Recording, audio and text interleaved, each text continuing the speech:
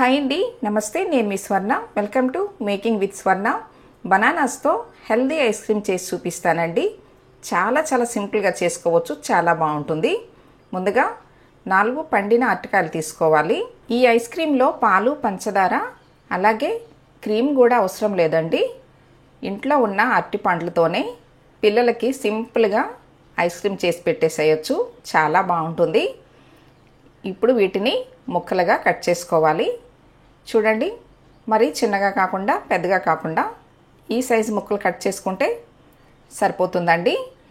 ఇప్పుడు ఈ అరటికాయ ముక్కల్ని జిప్లాక్ బ్యాగ్లో వేసేసి క్లోజ్ చేసేసుకోవాలి. మీ దగ్గర ఇలాంటి బ్యాగ్ లేకపోతే ఏదన్నా కానీ క్లోజ్డ్గా ఉండే ఏ కవర్ అయినా కానీ యూస్ చేసుకోవచ్చండి. ఇప్పుడు వీటిని 3 అవర్స్ డీప్ ఫ్రీజర్లో పెట్టేసుకోవాలి. చూడండి, మీకు 3 అవర్స్ తర్వాత చూపిస్తున్నాను. ఈ అరటికాయ ముక్కలు బాగా ఐస్ అవ్వాలి. అంటే ఇలా ఐస్ అయితేనే మనకి ఐస్ క్రీమ్ పర్ఫెక్ట్గా వస్తుంది. ఇప్పుడు వీటిని మిక్సీ జార్లో వేసుకోవాలండి. ఇప్పుడు వీటిని మెత్తని పేస్ట్ లాగా మిక్సీ పట్టుకోవాలండి. చూడండి, ఇంత థిక్ పేస్ట్ లాగా ఉండాలి, అప్పుడే మనకి పర్ఫెక్ట్గా ఐస్ క్రీమ్ రెడీ అవుతుంది. ఇప్పుడు ఇందులో చిన్న స్పూను వెనీలా ఎసెన్స్ వేసుకోవాలి. తర్వాత 2 స్పూన్లు హనీ వేసుకోవాలి. ఇలా హనీతో చేస్తే చాలా బాగుంటుందండి, తప్పకుండా మీరు ట్రై చేయండి. ఇప్పుడు వీటిని ఇంకొక నిమిషం పాటు మిక్సీ పట్టుకోవాలి.